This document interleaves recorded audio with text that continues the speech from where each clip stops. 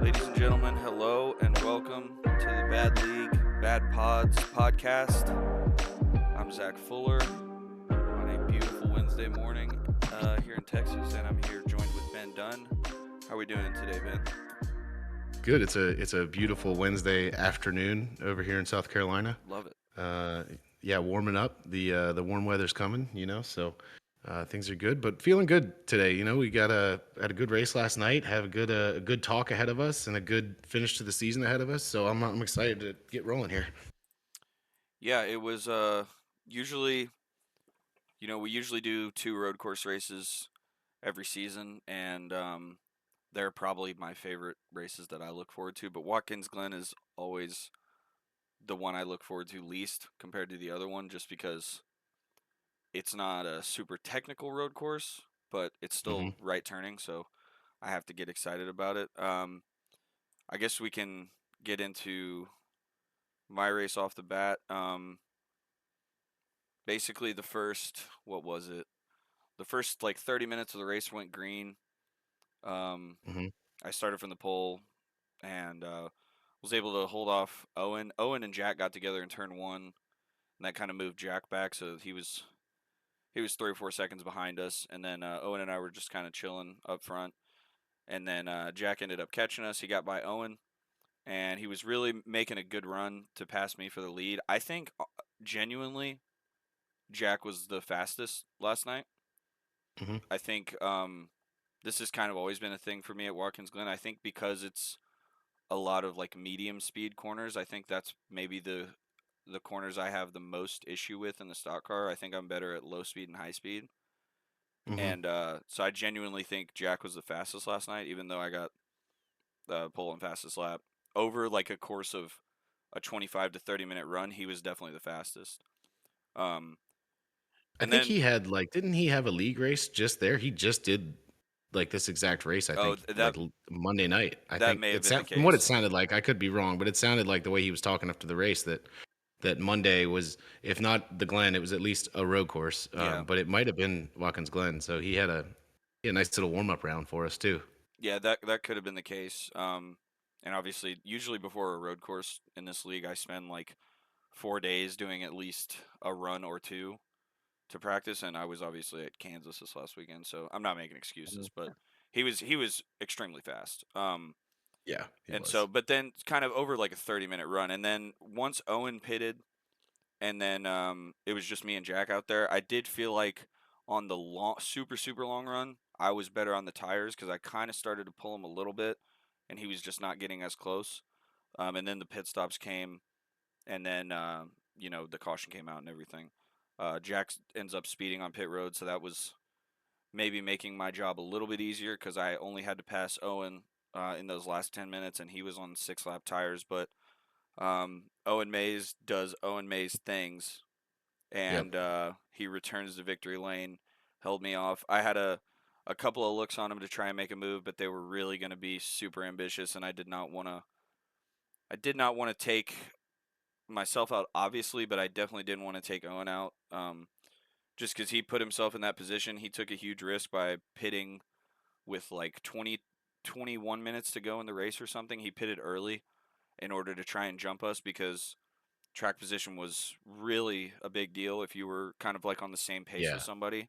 It was really hard to Yep. pass. I think that's just another thing about Watkins Glen. Like there's not a lot of slow corners, and like my advantage on road courses is taking care of the rear tires and accelerating easy. When you have slow corners, that's a bigger advantage, and it's definitely less at Watkins Glen. So, um, yeah, Also, that like the two passing spots are difficult, man, because you have turn one, which is like your typical yeah, braking zone, hard corner, typical kind of passing zone that you would look for in a stock car. yeah, And then you have the bus stop, and like trying to pass into the bus stop too wide, entering any move there is just so risky and so definitely, terrifying in these cars, man. Because I mean, you hit the curbs wrong, you're gonna get all out of sorts. Like the cars are big and bulky. There's not a lot of room to play with there. So yeah, um, like really, if you think about it, it's like turn one, and like if you really force the issue at the bus stop, I think I made a couple in was I guess turn six, that left hander after the carousel, Uh-huh. but Yeah, even that's a good that's one a too. tough spot. That's a good Yeah, one that's too, but yeah, that's you really got to get a good run out of the carousel.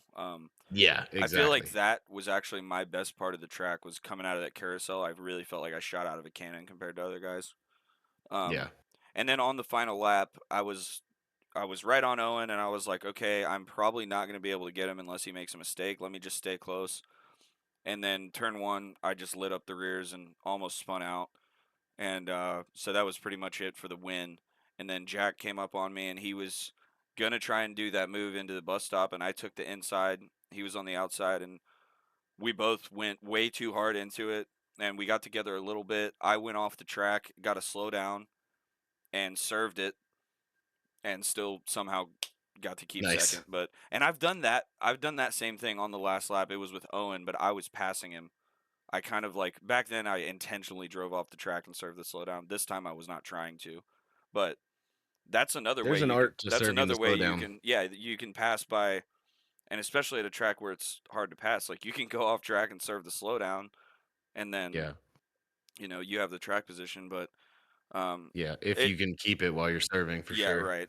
I think I obviously everybody knew the caution was going to come out, but yeah, I feel like if it didn't, I definitely would have won, but Owen did a Yeah. great job he really did a great job with 6 lap tires to hold me off, and I mean that's just OFM, you know. So Yep. good win to Yep. Owen. How was your race? It was good. I was hanging out in a different part of the track for sure. It started off not bad. I got a decent qualifying lap in. I qualified like ninth. I had a lot of race pace. I did not have a ton of like really fast pace just because I don't really push it too hard in these stock cars Hmm. because I get loose a little easier. I myself did a good bit of practice over the weekend. I found one thing that really helped me. I switched to a 10-to-1 ratio. I liked a little bit tighter steering. I liked the fact that correcting the car, it was smaller movements of the wheel, did more to correct the car. Okay. So that was a good feeling for me. I think I think I finished about with the speed, in the area with the speed that I felt like I had. I felt like I could have got the two guys in front of me, which that all happened at the end of the race. But early on, it was good. I had a good little start, a decent start. I think I definitely beat the hell out of the tires on the first run, a little too much coming to the end of coming to the pit stops there. But I got uh, I got ahead of Dan and ahead of Donnelly off the get go, and I was kind of hanging with this group of four. It was like Brandon, Judd, Christian, Brandon, Dylan, and they were all kind of just in a little train. I got right up behind those guys. And then like sometimes you're just too close to cars and you miss braking zones that they're hard to see, Yeah. or the one braking zone you use is gone because there's a car in front of you. So I kind of had that little bit of an issue for a lap or two being really close to Dylan. I lost some time and started to fall back. I think Dan really cooked his tires on the first run as well, especially early on, and it just kind of hurt him in the long run. So Donnelly got by him, and then Donnelly did a good job of managing his car because he eventually came up and passed me before we got to the pit stops, and then even put a little gap on me. So I tried to push it as long as I could. I maybe could have gone one more lap and gotten really lucky with the pitting strategy, but I didn't want to because I would have been coming into the pits with like point 0.4 laps remaining, which is always risky. Yeah. Uh, so so I decided to pit. I think like just before the caution came out, when I was coming out of the pits and going up the S's is when the caution came out. And one thing about that I wanted to go back to real quick. You said about Jack speeding on pit road. Hmm. He got lucky in the sense that when he was serving that penalty, he was in the pits when I was. So he came out like right behind me. So I think had he got that penalty a little earlier, had that caution came out one lap later, I think he could have been hurt a lot more by that penalty and would have been, sent to the back on the restart. So he Right. got a little lucky with that.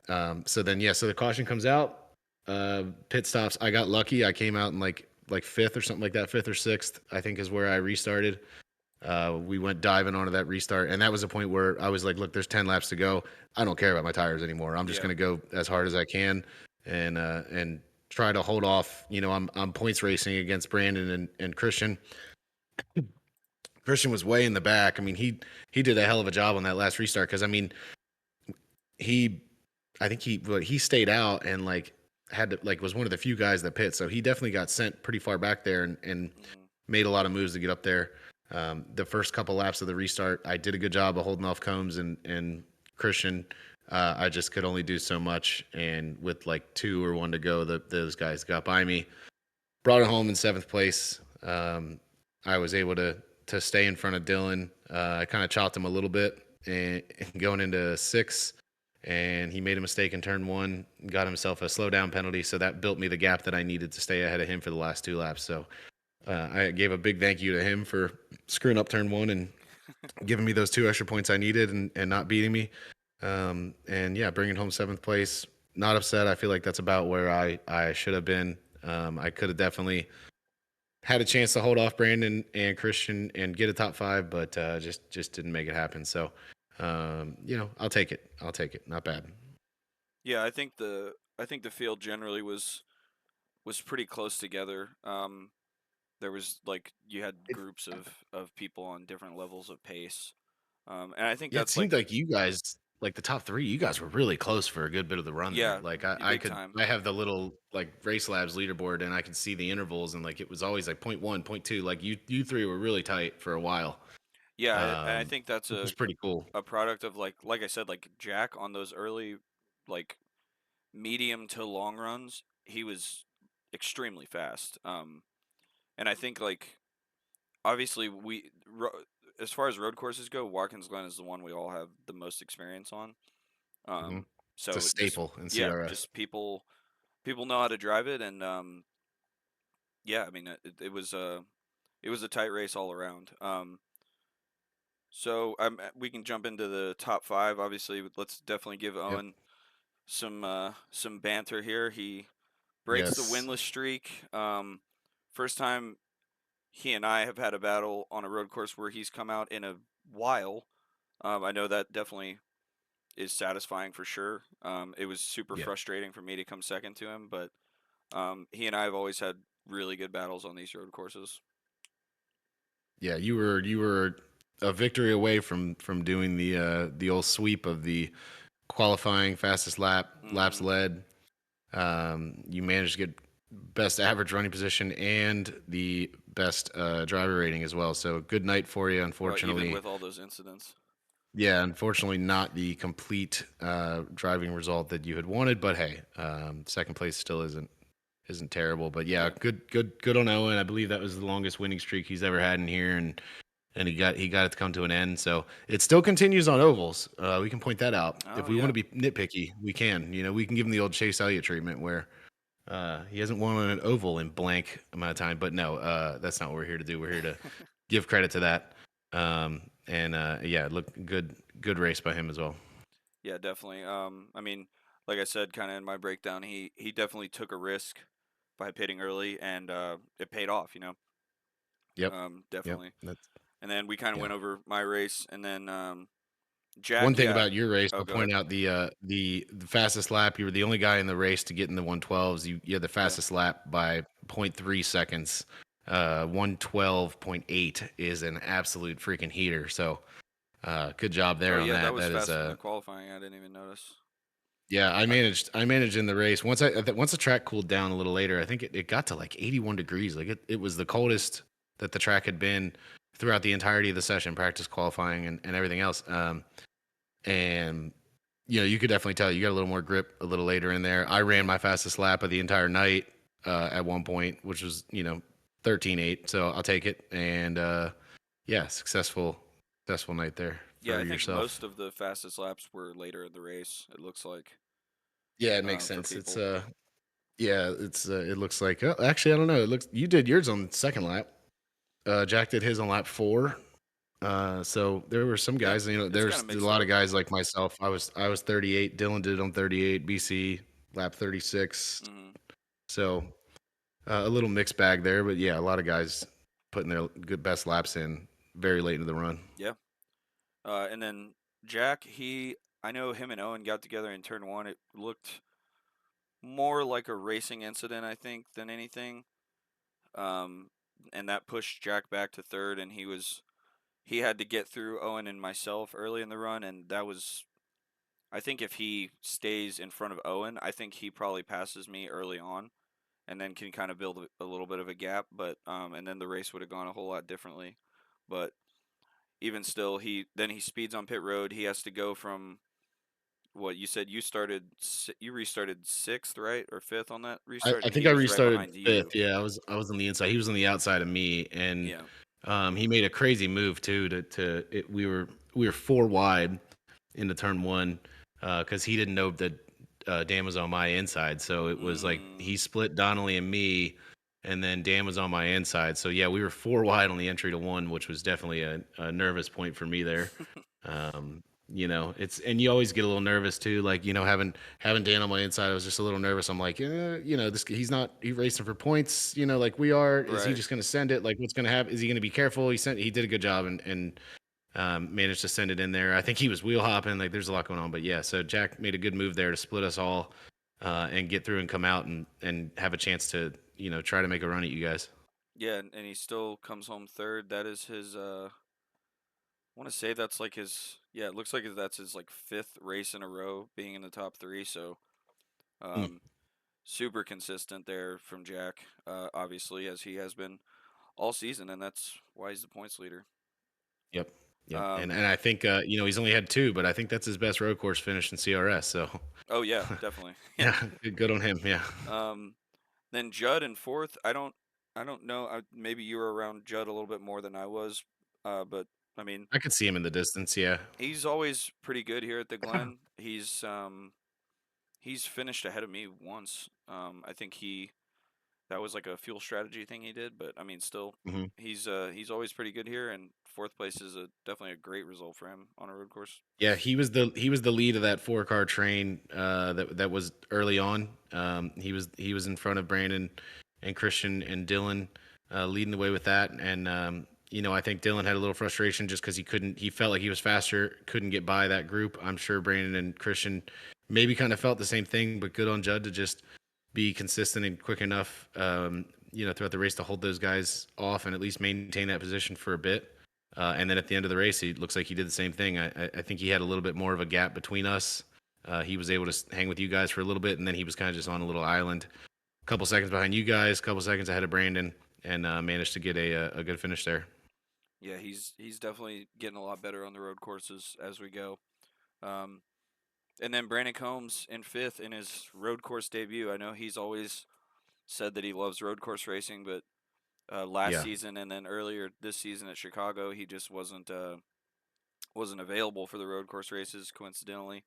And it looks like he does enjoy them, and he's not too bad at them, coming home with a fifth. yeah, he ran well. He like I say, he made a good pass on me into one to get on that late run to get ahead of me. And I drove him down just about to the inside wall because he got a really good run off the last corner. That last corner at Watkins Glen is always a struggle for me. Yeah, So that's my it's the only least corner I favorite really one. feel like yeah, it's where I feel like I struggle the most there. And so yeah, I took him down to the wall, but I didn't go too crazy. I moved back over eventually, but I put a little pressure on him. I tried to just give him an uncomfortable entry and hope he like overshot the corner or something. And it didn't work. So he made a good pass there late in the race, and then once Christian got by me, he did a good job to hold Christian off because those two were really really tight. Yeah, Coming to the end there. So he did a good job of just doing what he needed to do, getting by me and getting a good top five out of the race. yeah. I mean, and it should be said like Christian is really good on these road courses as well. hmm Like Yep. Chicago, he was third. He was not too far behind me and Owen. And so for those guys, Judd and Brandon to come home ahead of Christian, I think that's a really good Yeah. result. Very very consistent. I expected Christian to be up there, kind of more on the back end of like Owen and me. This was before I saw the pace that Jack had. Um, hmm but yeah, I mean, I think most people had a pretty solid and like satisfying race generally. Yeah, I don't think it wasn't too crazy. I don't think there was like a lot of like wrecks. I know that late in the race, Donnelly and Dan got together, I think, in the bus stop, but that's really all that I can remember as far as guys who had some incidents that maybe involved a little bit of damage there. Other than that, I think everybody kept it fairly clean and brought the cars home safely with maybe just a scratch here or there. But yeah, it was good, and that wraps up our road courses for the season. Yep. I want to get your thoughts on what we Sadly. tried this season with everything, with the qualifying procedure as well as the random caution procedure. Personally, I think the qualifying thing we knocked it out of the park there. Yep. I think that's really cool. I know that you had some struggles in qualifying because we had a lot of cars. Yes. 17 guys start the race, so we had a lot of cars on track at a small track. So, I think personally that one was really good. The random cautions, I think it threw some, it definitely mixed things up a little bit, um, and made things interesting.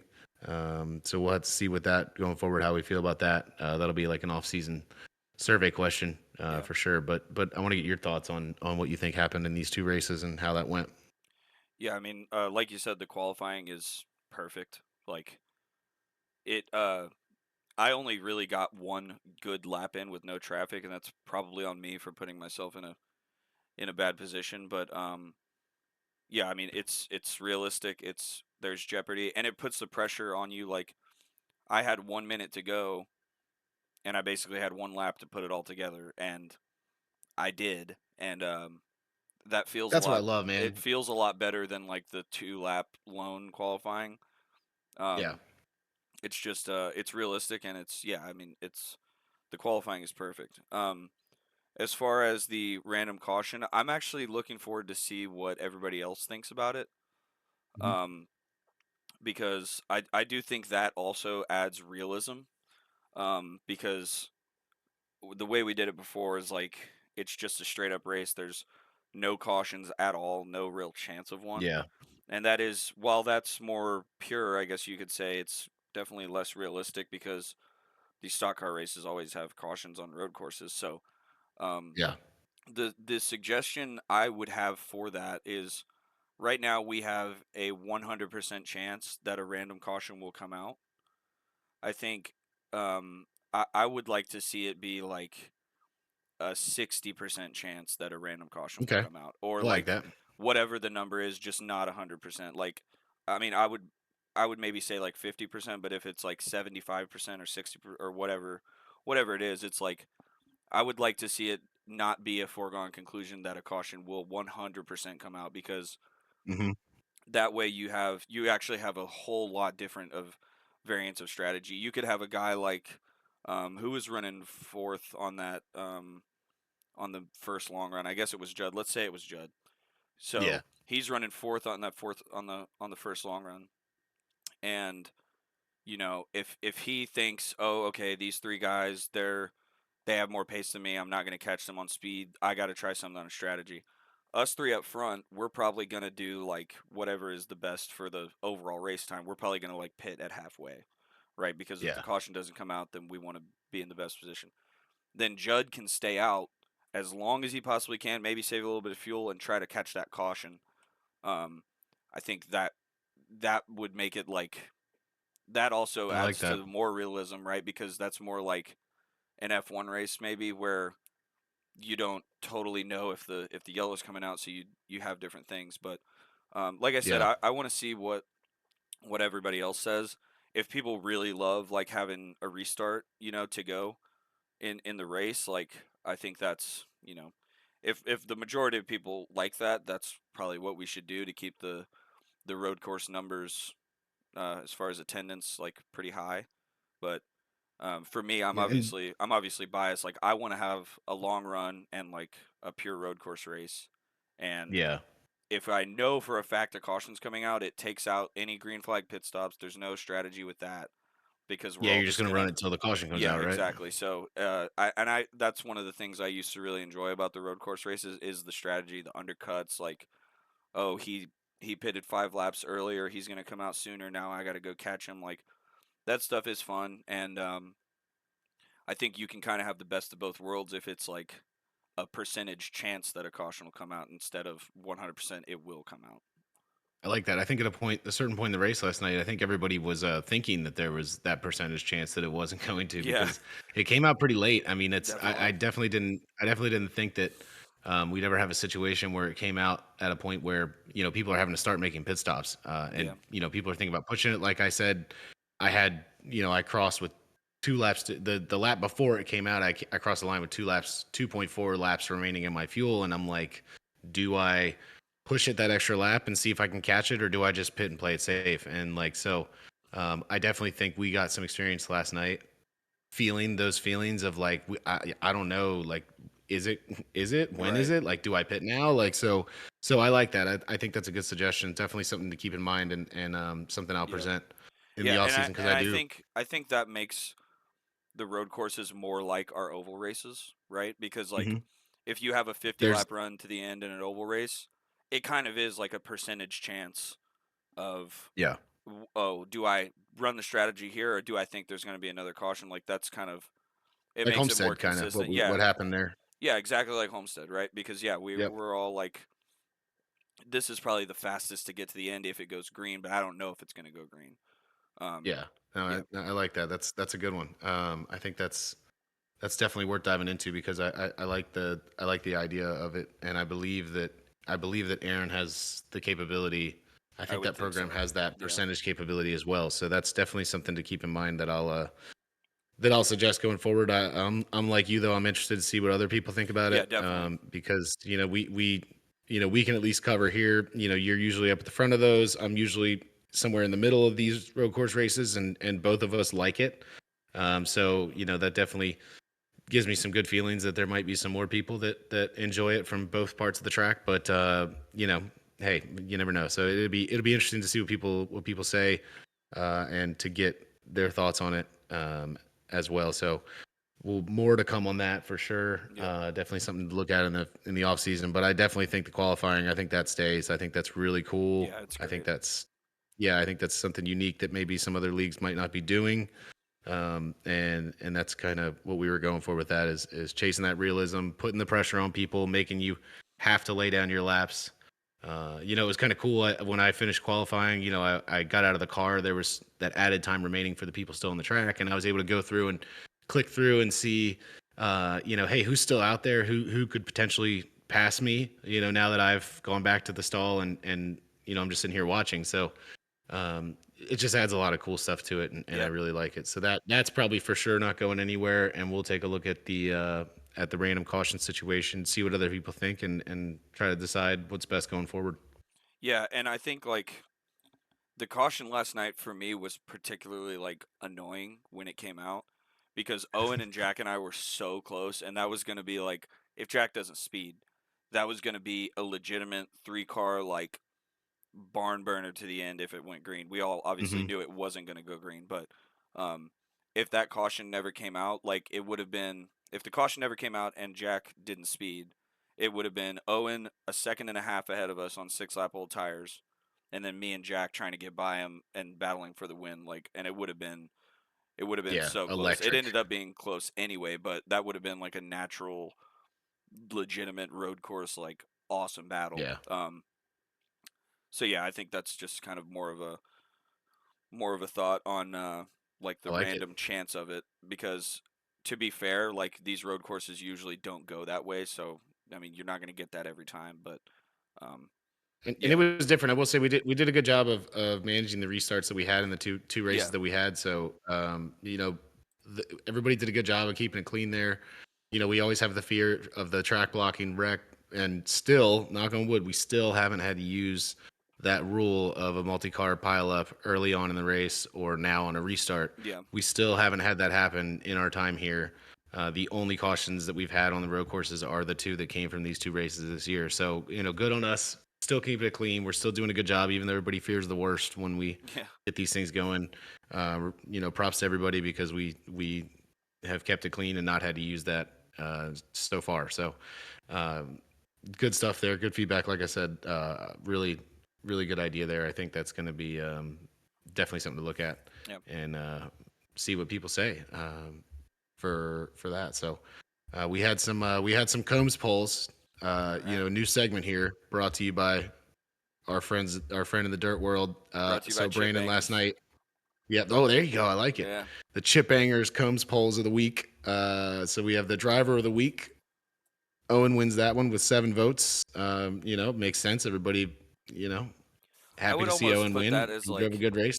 obviously Owen did a great job behind the wheel to hold off the fresher tires late in the run, but if there was a team of the week poll, like the quote unquote crew chief made an outstanding call there to Yeah. uh to pit, when he did, and that got him the track position, and then that put him in the position to be able to win the race. Because he was kind of struggling on the long run with the older tires. So, yeah, just a great call. And I mean, I guess in iRacing, that's the driver doing the call. So he definitely earned driver of the week. I just voted for myself because you know why would you not? Yeah. I think a few people. I Yeah. think you probably Exactly. voted for yourself too. There.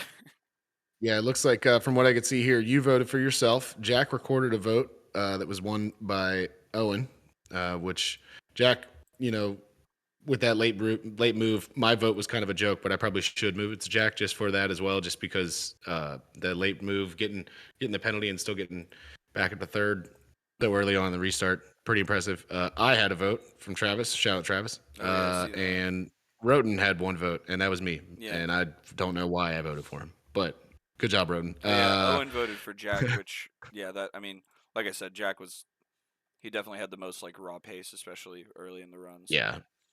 Our tough luck of the week goes to Daniel. So he makes a return back on the road course with us.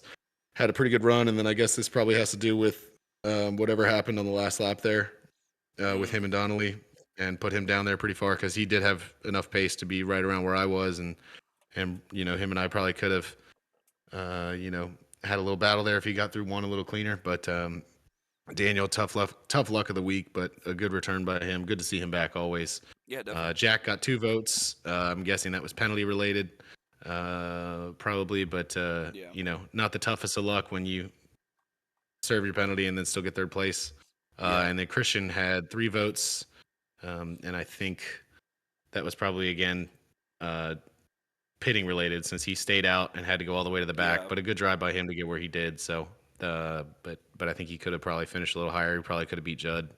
I think had things worked out a little bit a little different. So, um, last but not least, the idiot of the week. The idiot of the week goes to race control. So, Aaron, everyone, 7 people voted race control as the idiot of the week. Even Aaron voted for race control as idiot of the week, and the reasoning was just because. So, Well, I if voted for race control because the freaking caution came out so late. I know that's not Aaron didn't decide to do that, but that was what my vote came from. yeah, and if we eliminate the race control vote, it was a tie between Christian and Donnelly. I'm not sure why Christian got idiot of the week. One of the votes was himself, so that makes sense. Donnelly's idiot of the week. One of the votes was himself. So Yeah. yeah. So and then Brandon Bender got an idiot of the week from Judd. I'm guessing there was probably some Ooh. either lap passing or that's Some the only beef. that's all I got is maybe happened lap car. I don't know.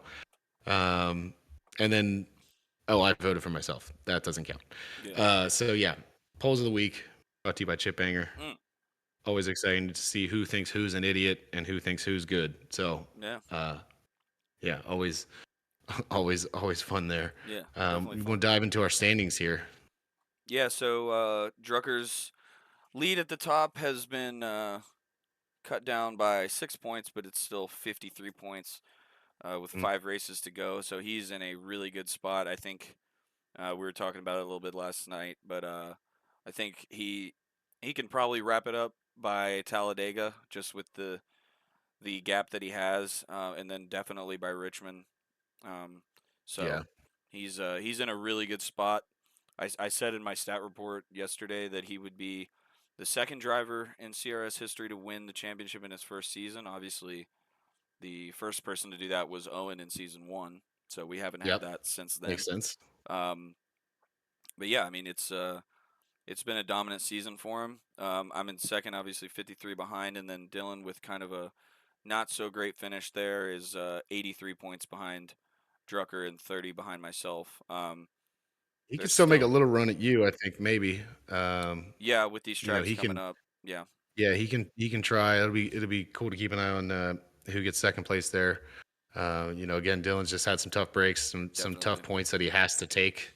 That yeah, he just has had some unfortunate luck for the speed that he's carried throughout the season. So, I agree. I think from in talking to him, he is definitely motivated to try and go get that second place though, and have some good runs in our last 5 races. So, be fun to keep an eye on that.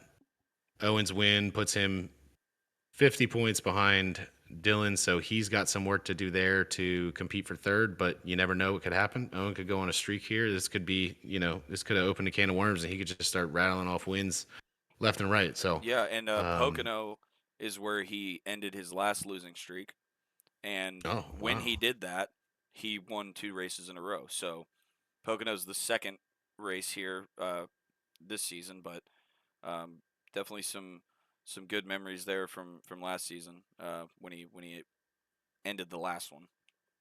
Yeah. It's, it's, so it's somewhat tight there. The rest of the way down, once we get into our guys who are soon to be eliminated from championship contention, the race for fifth is on. Christian's sitting at 203. Brandon is 3 points behind him at 200. Hmm. And then I got some work to do, but I still could have it happen. 16 points behind Brandon. So I'm 19 behind Christian for fifth place at 184. So that right there, those three, we're all going to be kind of competing for fifth. And Judd's been coming on strong lately, and he's only 9 points behind me. So Judd could even enter the fray here. Pocono could be a little telling. After Pocono, we'll have to take a look and see if Judd's getting in the mix for that fifth place. But Yeah, it seems like we might possibly have 4 guys going for fifth place, which is pretty cool. And I mean, Christian's really only 17 points behind Owen. If Owen yeah, has some struggle races, he could come back down and enter that battle. So the battle for fifth and fourth could be heating up here in our last 5 races. It'll be something to keep an eye on. yeah. I mean, whoever of that four can just finish in the top five of all of these last 5 races, if anybody can manage that, that's going to be the guy who comes out on That's top. my So, goal. Tell yeah, you I what, mean that's all I plan on doing, and it's points just racing, gotta man. hope that I exactly, and it's gonna be a lot of fun for me personally just to go out there and I think I said it before on this podcast, but like Christian and Brandon are guys on a weekly basis on the ovals that I feel like I'm right around them, skill wise and finish wise. So I think it'll be a lot of fun battling with those guys for that spot because not only will it be points racing, but it'll be on the track racing with those guys as well. So that'll be a little fun to finish out our last 5 races here. I'm hoping to come out on top, but hey, you never know. Yeah, and I did want to point out one thing on these points. I've obviously started eliminating people from the championship mathematically. Brandon Combs is the last one who's technically mathematically eligible. Uh, but in order for him to win the championship, he will need to win all 5 of the next races, and Jack Drucker will need to score 0 points. All right, it's And possible. and if that happens, they will be tied on points. But Wow, because Brandon, playoff, yes, because Brandon would one have lap won, playoff race. yeah, if uh, well, because Brandon would have won all 5, he would have 6 wins on the season, which is one more than Jack, so he would have the tiebreaker there. So, Tell you um, what, that'd be a hell of a run. that would be awesome, but all Jack has to do to eliminate Brandon at this point is finish in the top 15 once or get a pole or fastest lap or whatever. Yeah, so Yeah. if at Pocono Jack gets the pole, which he likes to do on these ovals, then that will eliminate Brandon. All right. Well, Interesting math thing that I love. Speaking of math and stats, do you want to do your random stat of the week yeah, I've presented just by came up Chipotle? with this last week. Keep came up with this randomly last week and just started to figure that I want to just I want to dig through and find random stats and just mention them real quick and move on. This week, I managed to find that in our entire existence, there are only 3 drivers who have made over 100,000 corners. Oh, And obviously, it's the guys who have made the most starts. It's myself, Austin, and Owen. We each have over 100,000 corners made in the league. And then after that, there's a big gap all the way down to Judd at 77,000. So, um, just a kind of a cool little Super stat random. there that, yes, super random if you had asked me how many corners I've made in CRS history, I would not have even come close to guessing 100,000. Yeah. 104,000 actually. 104,020. So, yeah, it's a lot of corners, a lot of mileage. But yeah, I found that just to be kind of cool, and that's the CRS random stat of the week. Love it. Moving on to Pocono. What do you want to talk about on Pocono? Oh, I mean, we've had some good times. Pocono's actually made quite a few appearances. It's more than I thought. If we eliminate the road course race that we had, we have seven The total layout we races should there. be on, by the way. Yes, Yeah, yeah, but yeah. The golf cart path in the yes, infield. Yeah, yeah. that's what Very, we should be racing on. very. You want to talk about not being able to pass at Watkins Glen? Good luck at Yeah, Pocono International. Um, so, so yeah. If we eliminate that, we got let's see, one, two, three. We got about five different winners yeah, in the history of four. I'm sorry. Looks like Jared has won twice and Irby won twice. Other than that, we have Owen, Austin, and Kyle Jared. Purcell won a Pocono Yeah, and he race, who shall and not be Jared. Yep. named. Yeah, Yes. Yes. And one cursed. but but yeah. So a lot of different winners there. Only two repeats. That's probably fewer than a lot of other tracks that we've done. Yeah. I specifically remember the first race we did there was, I think you had that as one of our open setup Oh races in season yeah, one, and and Ryan. Irby And discovered he. Irby discovered that the Indianapolis setup was much better than the Pocono setup, and he just kicked our ass. He Yeah. dominated us. So that was the one I remember the most. The rest of them, I think they've gone pretty clean. Yeah, we only have five. Nope, I'm sorry, I was wrong. We have 3, 7, 14. We have 16 cautions. 17 cautions in total in our Yeah. 7 races. So not a lot of cautions that happen there. Seems like we have a lot of green flag runs. Yeah, and Um, to be fair, 7 of those 17 were in the season one race, so yes, we were yes. obviously all a lot more green back then. I would say maybe not green, but just definitely not as good as we are now. So, um, excuse me. One thing is that if we eliminate that season one race too, a lot of lead changes happen in this race, which I wouldn't have guessed this either. But we got races with, uh, on the old surface we have an average of 10 lead changes per race, and on the new surface we have an average of 8 lead changes per race, and that's through 2 races on the new surface. So Yeah, that's a lot of lead changes. Like I said, I never would have guessed that number. I would have thought that was kind of just one where someone gets out front and it's all about just maintaining and getting around the track. But yeah, a lot of lead changes. Pretty cool. I'm guessing a lot of it probably happens at big pit big run stops. down to turn one, or pit stops. Yep. Yeah, But yeah, the big long run to turn one. I mean, if you don't nail that exit of three, you're gonna lose a lot of time on someone behind you who gets a better exit than you. So, um, that's one of the hardest things about Pocono is just like turn three is so important yeah, because it leads you into there's the other runs like turn one, like whatever, it's shorter, you're not going to lose a ton of time.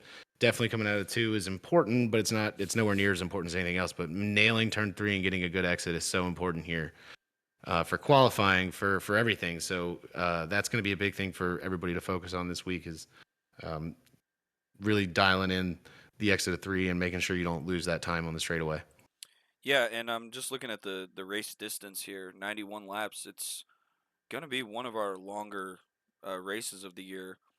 Maybe not mileage wise, but definitely, definitely. Actually, yeah, mileage wise as well. Other than Yeah, it Talladega looks like last year we and did Daytona. 92 laps here. That race took an hour 37 minutes. Yeah, So definitely, it'll be a definitely a long one. one of our longer races. We got a couple long ones to finish. We got Pocono. I know Charlotte's our longest of the year. Typically, we try to Mile mimic and a the half. Coke Yeah. 600 there. But yeah, 91 laps. That's 227 miles. So uh, that'll be interesting. Yeah, I think That's for sure. 91 laps. I would assume you can't go 45 laps on fuel, so it'll probably be a two stop, right? I mean, I think so. 45 laps in the truck definitely was impossible because of all the drag, but I think even still, or maybe it's closer. Maybe somebody can try and save fuel and one stop it. I don't know if we get an early caution as well. That could, Yeah, that always changes yeah. everything. So say it's like an 85 lap run. What is that? 42 laps. That might be. I haven't done any testing, but that might be right on Yeah, the. me either. That might be right on the numbers. So, yeah. I mean, Pocono in real life is kind of known for strategy and fuel mileage and whatnot. So, we could have that as well. Yeah, I can't wait. I'm very neutral on Pocono. I don't really know if I like it, but I don't dislike it. So Yeah. it's fun. It's a fun track. Hopefully, I think these cars are fast enough or good enough that they're. I don't think anyone's shifting in turn one like you kind of had the option to do in the trucks. I remember Yeah. that was a thing that some guys were going down to third gear. I think in real life the guys would downshift in turn one in Pocono. Maybe turn I don't three think also. we'll Yeah, I don't think we'll have any of that. I think this car is probably quick enough that you can keep the RPMs up and not have to worry about that. But that'll be something to keep an eye on through testing and practice. Is someone doing that? Is someone gaining an advantage with that? Is it possible to gain an advantage with that? Especially maybe late in the run when you're going a little slower. Uh, you never know. It's all going to come down to testing and who's going to find the fastest way around. Yeah. I'm looking forward to Pocono. I think it's such a unique track, and we've definitely had some good races there. And like I said, like it gives the opportunity for strategy to play out. So, you got Yeah. anything on else on CRS? No, I think we're ready to move on to the real race this past weekend. Yeah. So, Kansas, I was there. This is maybe my last race of the season. Josh and I were talking about potentially doing Darlington in the playoffs, so stay tuned for that. Um, Let me know. yeah, you would definitely be involved in that conversation. But if this is my last race of the season, I'm super pleased. Like the facility there is great. All the employees also were super nice. Like Hmm. so much so that I was kind of caught by surprise. Like everybody was knowledgeable and they were very polite, so that's great. Um, the crowd, I know people were talking about the crowd not being as packed as maybe some prior Kansas races, which you could definitely tell sitting in the stands. Like there were some open seats. In fact, like I always get like the cheapest seats at NASCAR and then kind of move to wherever I want to go. But I was concerned because I thought it was going to be like a sellout and we wouldn't be able to do that. But we ended up just being able to because the crowd was Nice. not. It was definitely wasn't a sellout. But yeah, overall awesome weekend. They have the casino outside of turn two, and the tent campgrounds are right in between the casino and like the front stretch. So the location of where we were for the tents was perfect because it was like a 5 minute walk to like the midway with all the merch and stuff and the grandstands, and then a 5 minute walk to the casino. So Oh wow, like we're not obviously big gamblers or anything, but the casino has restaurants. So we ate breakfast there every morning. They had like a that's fifteen pretty badass. dollar $15 breakfast buffet. Buffet. Oh Yeah, yeah, and then I some love a casino buffet. one Oh, of the best Bloody Marys I've ever had. Also, um, so that was great. And then they have a sports book in there. So Saturday night we went to the casino and we were all just gonna get like $25 each on like a little play card and just do some slots just for fun. But we go to sign up and they give you $45 as promo. You don't even have to deposit anything. So nice. we all just were like, okay, let's try to cash out as much of this $45 as we can and get our breakfast paid for tomorrow. So of each of us having $45, we walked away with like 30. So we got two of the Okay, breakfasts paid two for, which is, breakfasts. hey, yeah, I'll take it. Yeah, yeah, Um, absolutely. and we had some fun on the slots, just fucking around, and we had been drinking all day too. So it was a hoot and a holler. And then we uh, we went to the sports book, and there was a UFC fight on, so we stayed there and watched that, and got a pizza from the freaking casino restaurant as well. So um, it's just like a great like setup having the Yeah, casino that's cool. right next to the Yeah, track because there's more stuff to do other than if we didn't have that, breakfast would have been definitely more complicated. We would have had to drive somewhere and get breakfast because we flew in. We didn't have a yeah, grill or anything. Um, but yeah, all the fans were super nice. Probably the best NASCAR facility I've been to, other than Coda, but that doesn't really count. So, Yeah, Coda's like a world class Yeah, facility. Like I that's mean, a yeah, they have a much bigger budget and yeah, expectation there than you know yeah, than but your run of like the the mill. the campground showers, it was like this. It was like a portable like shower trailer that they brought in. My expectations were very low for that, but it was super nice, super Oh, like the clean. music festivals. Yeah, Yeah, I think I've used basically. one of those. Yep. Yeah, and Yep. it was super super nice compared, especially coming off of Texas where the showers were completely fucked. Like there's like holes in the shower curtains and it's just like low key That's right. I disgusting. remember you saying that last Um week. Yep.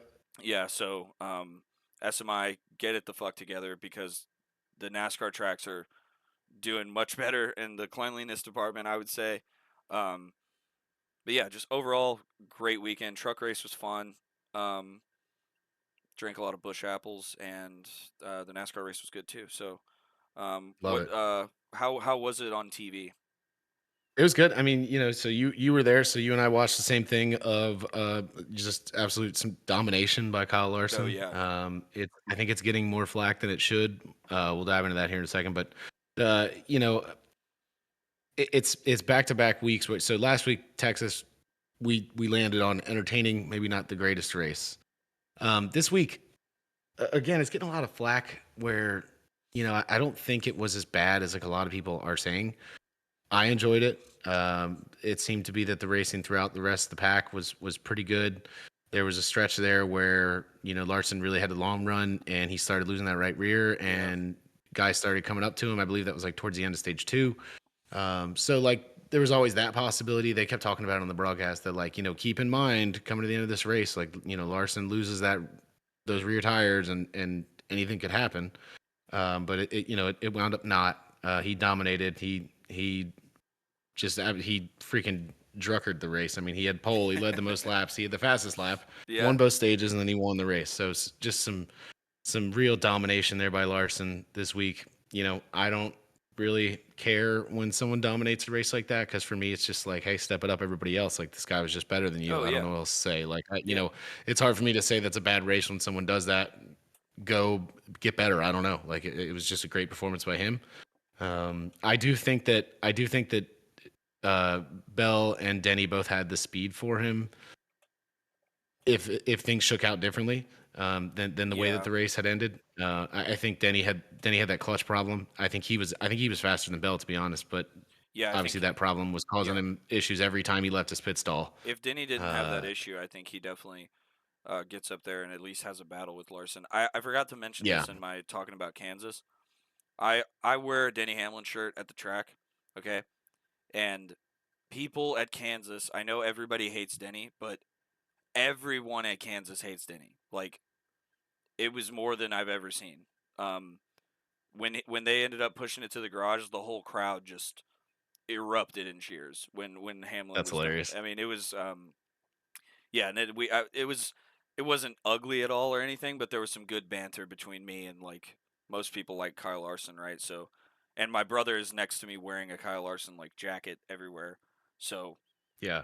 it was good banter. But yeah, everybody hates Denny in Kansas. It was fun. Well, and so I think we've been spoiled with this car at Kansas. For the existence of this car, everyone's pretty much landed on the decision that this is the best track for the next gen car. Yeah, But I think we were spoiled, and I think that's a big thing people were looking at of this race is that it wasn't an absolute barn burner like it has been in the past, and it was just kind expectations of a were run of the high. mill. Yeah, they were. I think they were a little too high, because people are like disappointed with it. And like I said, I didn't think it was terrible. I didn't think it was like an amazing race, but I didn't hold it to the crazy expectation, thinking that we're going to have another, 6-inch margin of victory Right. again, or any of these crazy races. I think some shit could have unfolded for sure had we had some late cautions or something like that. Definitely we might have seen like a Kansas of old if we had some short runs to end the race or a green white checker.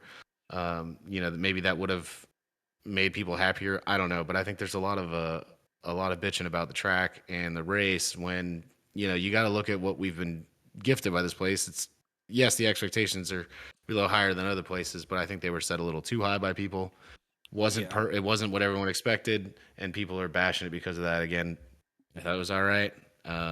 Yeah, I thought like you know people's people's gripes with the race this weekend was like oh, Kansas isn't as good as we thought, and oh, Larson dominated, so it was boring. It's like I think the reason why this race was not as exciting as it has been is mainly down to the issues that the next gen car is generally having, at least from my eyes. Like, I think at Yeah. this point in the development, teams are making so much downforce and it's so much dirty air that we're kind of running into similar issues like we had with the 550 package. At least that's like what I'm seeing.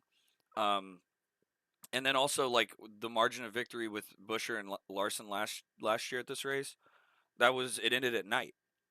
So it's a That's right. It lot did different. rain, didn't it? Yeah, it Yeah. rained. It rained, so the track was completely different, and it was at night, so guys were going way faster. They had more control over their cars. Also, that was on an overtime.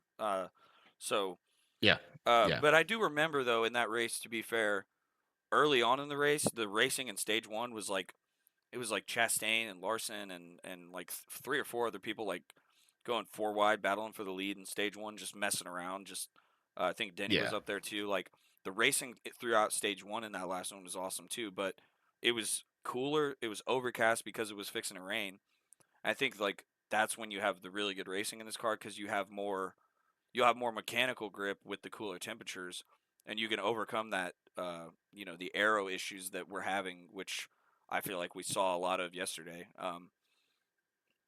Yeah, Yeah. So it was, I landed on I'll take it. Not great, but not terrible. perfectly Just acceptable. a it was just a race. It was one of the races of all time.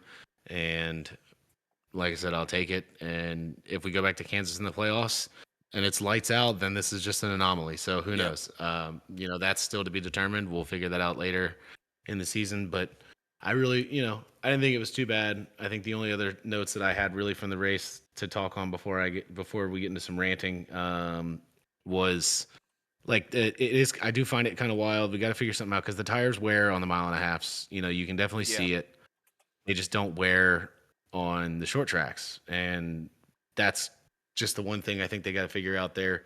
The tires do wear, it just takes really high corner speeds and really fast tracks right. for them to wear. So, whatever they're going to change or whatever they're going to make changes to going forward, whether it's adding a short track package that has more horsepower or whatever's in the talks, I think just it all comes down. We got to have some tire wear, and I do think the aero stuff is a little bit of an issue, but I think a lot of people are complaining a little more about it than they should. The fact that the drivers are complaining about it, I accept. When like the Yeah, normal Joe Schmo who doesn't know anything about aerodynamics is complaining about it, I don't really listen to that. So, yeah, um, the drivers are pretty vocal about the dirty air for sure.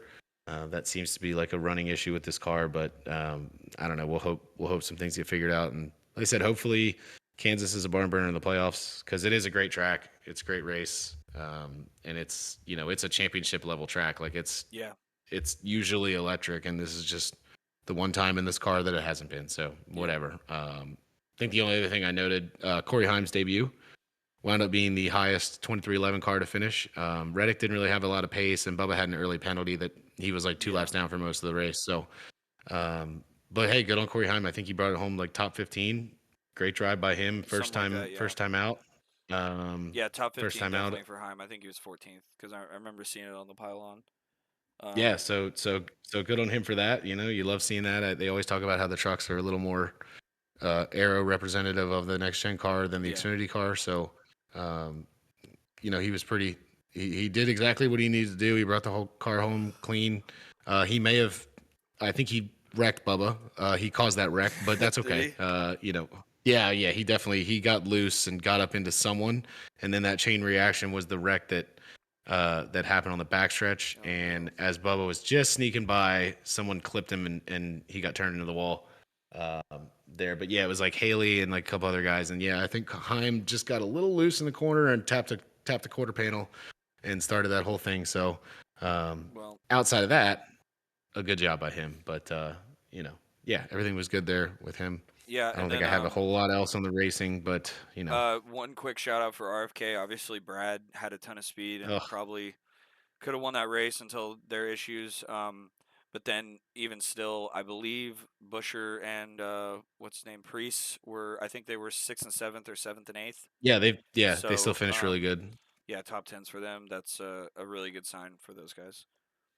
Yeah, and another good race by um, Blaney and just the Penske camp in general. I know that Barry had a good run. Cindric was running pretty well.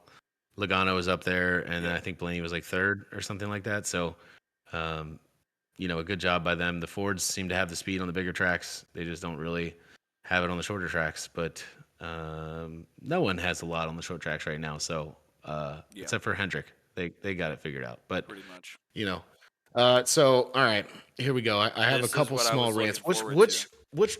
Which rant would you like first? Would you like the shorter NASCAR related one, or would you like the longer Fox one? Let's go shorter NASCAR and get you fired up right Okay, now, and then that way you okay. go full speed into the Fox one. So my quick NASCAR one is that a touchy subject for a lot of people is always race lengths. Over the past couple of years, everybody has just been doing it's saying all the time that we need to shorten races, blah blah blah blah blah. That like I don't think people realize they have shortened races. We only have a small handful of races that are over 500 Oh yeah. miles now. A lot of them are 400. Um, and I don't think it's a problem with the laps or the mileage of the races that needs to be shortened. I think the biggest problem of what needs to be shortened is the damn cautions. Cautions Oh take yeah. forever nowadays. All right, so like a couple ones I noted down. Lap 207, um, Kyle Busch spun. He got turned a little. He slid. He didn't even. I wouldn't even call it a spin. He slid. Right. No other cars were involved. There was no debris on the track.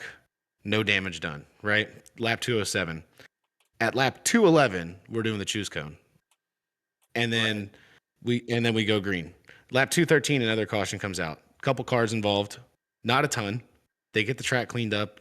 They get it removed. They don't choose until lap 218. So that's a total of in Jesus. from a stretch of lap 207 to lap 218, there are 9 caution laps involved in that for 2 accidents. I understand the one that involves cars is going to take a little longer, but there was a point where they're still pacing and doing, pacing forever when there was no cars on the track. There may have been one guy, blowing off the track in the corner still, but other than that, the track was clean, the wreck was cleaned up, and we were good to go. I don't even think it's a commercial thing. Like I think like they're just like lollygagging on these Yeah. cautions, and they take forever.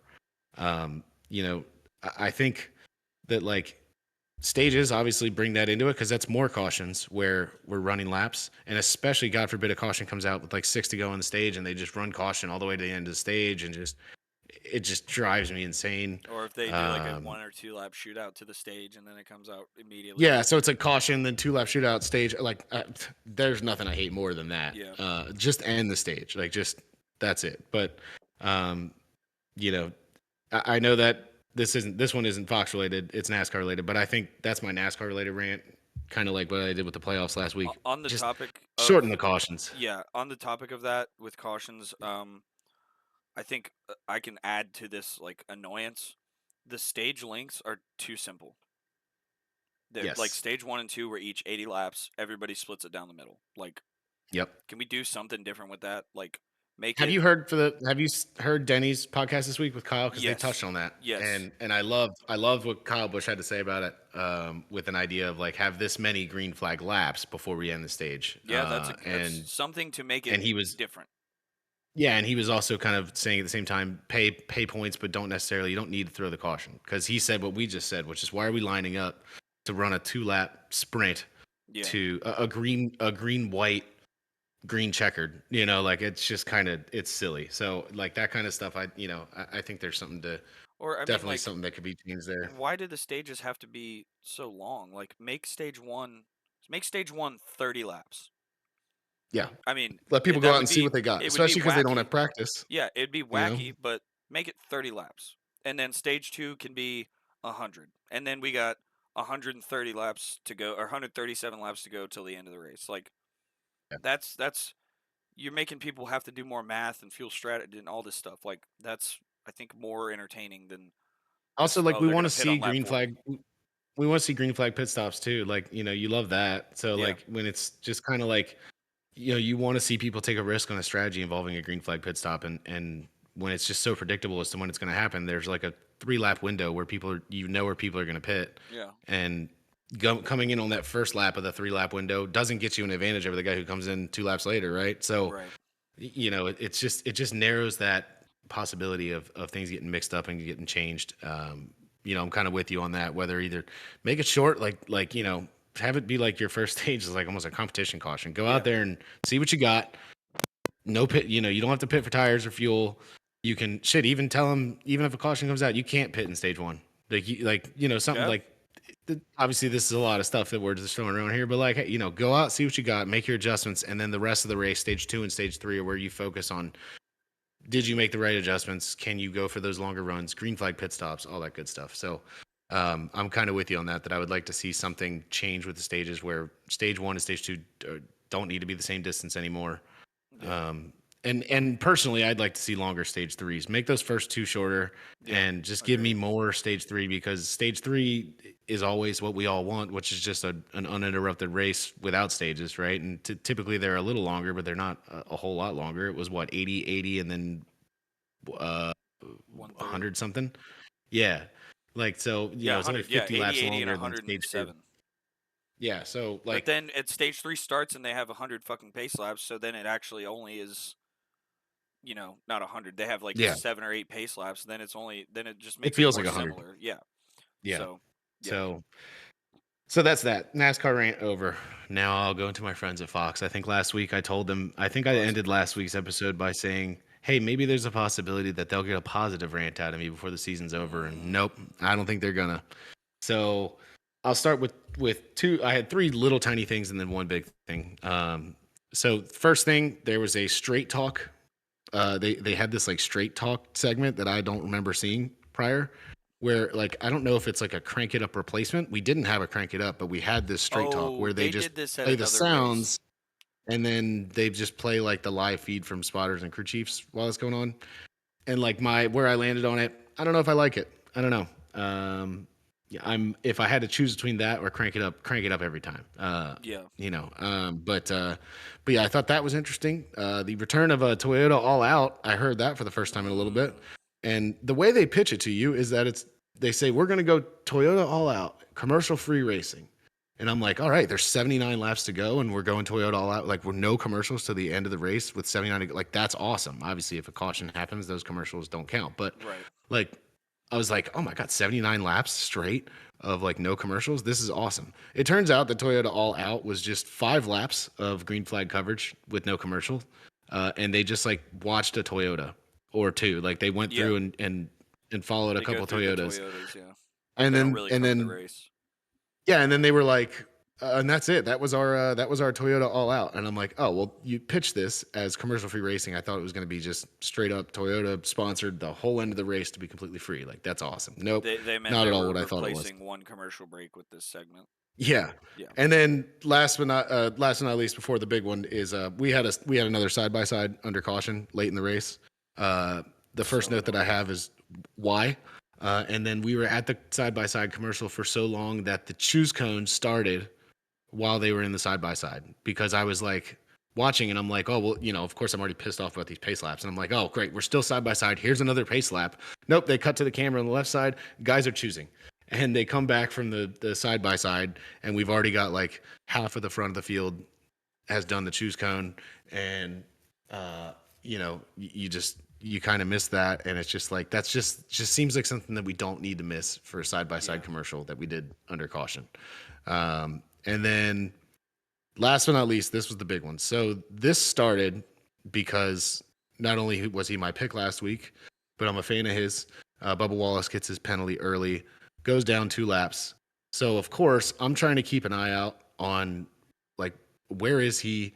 How close is he to getting lucky dog? Where is he throughout the field? Is he still 2 laps down? Is he 1 lap down? I'm trying to learn all this without having to pick my phone up and go on the app Yeah. or any other way of figuring out the running order. Twitter, yeah. So this happened in stage two. Um, I just want to just real quick. I just want to clarify. There's 36 cars in the field, right? That's Uh yeah, yeah, 30, I think there was 36. I Yeah, think there was 38 this last week. yeah. Okay, Yeah. so yeah, even more. Okay, Yeah. so yeah, so um, through a period of green flag racing through two full commercials, not side by side, full on commercial breaks, through a full cycle of green flag pit stops, over a total time, which we could add a little more of this, a real life time of 17 minutes and 4 seconds. The leaderboard on the left did not go past 20th. It did not cycle Whoa. past 20th place for 17 minutes through two commercial breaks. And when they came back from commercial, didn't cycle through the field, didn't do anything. Obviously, if it was a side by side, we would have had that cool little ticker at the top that shows everything, but Yeah. it wasn't. They were real commercials. It was 17 straight minutes. I put a timer on it. And again, I started this timer after like maybe 2 or 3 minutes of being like, huh, they haven't moved that thing in a while. I haven't seen Right. past 20th place in a long time. So it could have been Um, longer. yeah, yeah, like it could be close to 20 minutes that they didn't show past 20th place. They didn't adjust that bottom and show the next five or whatever. Then eventually they did. They showed 21 through 25 for literally 5 seconds.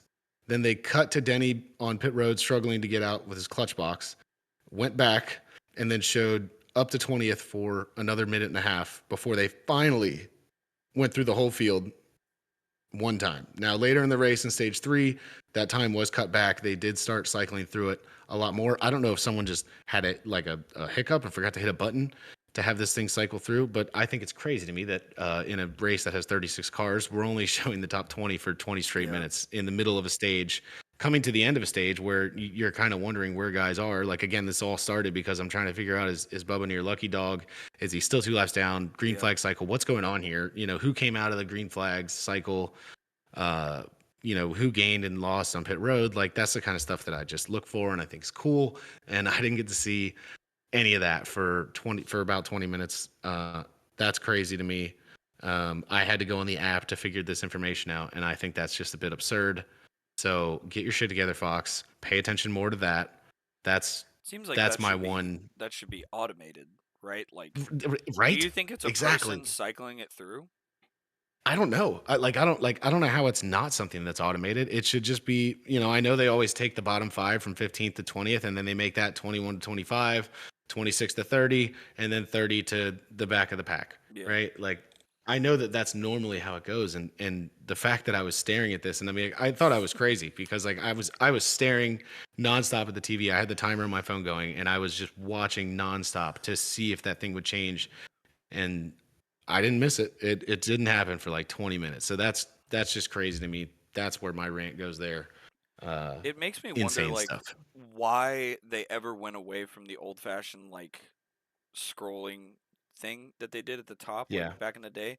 Because I always, like, I felt like I enjoyed that because you can look up at it, and if you're looking for a guy and he's not on the screen, but you can see that they're going through, like, 21st place right now, you're like, okay, I'm gonna look back in 1 minute and I'll Yeah. be able to look again. Like, Yeah. and it's constant.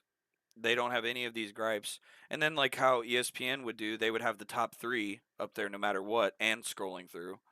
Um, Yeah. Now I know. I will say I do like the long Do you? boy on the left because I like it just because like I like to see if whoever's in like sixth place, if they're closing a gap on the person for fifth, you can kind of see You that can live watch as that it's interval. happening. Yeah, Yeah, that's exactly. You true. can watch the intervals, and I'm like a nerd like that where I like to watch that stuff. So, Yeah, if you're trying to keep an eye on like is the second place car gaining on the leader, and it's cycling through three at a time, it's like okay, well the last time I saw it, he was point 0.8 behind him, and then it comes back around, it's like okay, well now it's like point 0.6, but like how much is he actually gaining? right. Like, did he gain it all in one spot? Like, whatever. So, I do kind of like the tall leaderboard for that, over the scrolling, but at the same time, like, the CW they nail it. Their Yeah, I was leaderboard gonna looks pretty say cool. the CW's is perfect.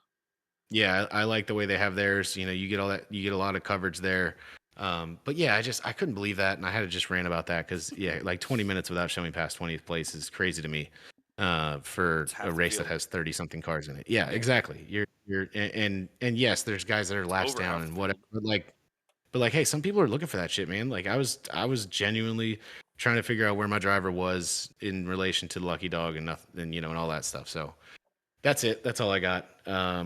As far as Fox goes, All Star race. Yeah. How do you feel? I don't really care. I don't care. Yeah, I wish it would be. Yeah, like I think I like saw a I'm tweet about all-star races and games and a few weeks ago, and it was like, yeah, the MLB All-Star Game is really the only All-Star event that like the players care about and the fans care about. And Mhm. the reason for that is because it's a normal game. Like Yeah. it's a normal baseball game. There's Yep. 9 innings. There's nothing fancy about it other than like interviews and cool And you shoes. get all the best pitchers going against all the best hitters. Like that's cool. Yeah. Love that. And Like, I think so if it was like, yeah, I think if it was just a normal race, I mean, I guess I think if this the car race raced better format, too, yeah, that would help. I would well, yeah, the race formats are always random. They're always This stealing one ideas this from season is CRS. pretty, yeah, oh, 100%. Um, Yeah, and like, I would be more excited about the North Wilkesboro thing if this car was better at that track, but it's not. yeah, So, I thought out of all the people who always present their ideas around this time of year for what to do for All-Star, I think Dale had the best one. Stick everybody in a super late model and let's see what yeah, happens. yeah. That's a pretty great idea. Or People would just get stick them all in excited the about Xfinity that. cars. Yeah. But yeah, like dude, like imagine that, it's cheaper, it's not crazy amount of money to field a car. You're not risking damaging a car you plan on using later in the season. Yeah, It would be kind of a cool all-star format, and I think there's a lot of guys who would immediately become contenders in that race if it was super late. That may not be on a weekly yeah, basis. Guys who are really good in those late models that might not be in the car on a week to week basis in the Cup Series that can go compete for wins. You'd see some guys mix it up there that I think you don't see on a weekly basis. So I'm probably gonna watch it still because I always do. The truck yeah. race there again, whatever. But I would be more excited about North Wilkesboro if the car was better. I think for sure. I'd be more But excited about it if it were was an actual like 400 lap race. yeah, hopefully we get That to would be that. Yeah, awesome. Um, yeah. So but we'll see. well, I think I'm good. I've got everything out of my You got system the for Fox ran out this of your past week. system. I think I got it all. Yep. Well, we got one more Fox race, and then we go to Prime. So I'm really looking forward to Prime. The booth is obviously going to be great with Letarte and Junior and Double A. But Yeah. so we're looking forward to that. But we'll give Fox a nice piss on the episode next week. Hopefully, probably, definitely, maybe for their coverage. We'll see. We'll see. So hopefully it's not too bad. But yeah, I think we covered everything. Good It's a good one. episode. Yeah, definitely. Yeah. Got Pocono next week, and then yeah, the All-Star race. So we'll be back here and be talking to y'all next Wednesday. So thank you for listening. Leave a like, leave a review. Let us know if you have any opinions about Kansas or like we talked about earlier, the UCRS guys. What is your hope for the format going forward? Do you like it the way it Yeah. is? Do you yeah, whatever. Give us your thoughts. And yeah, we'll talk to you next week. See you. Thanks, guys. Peace.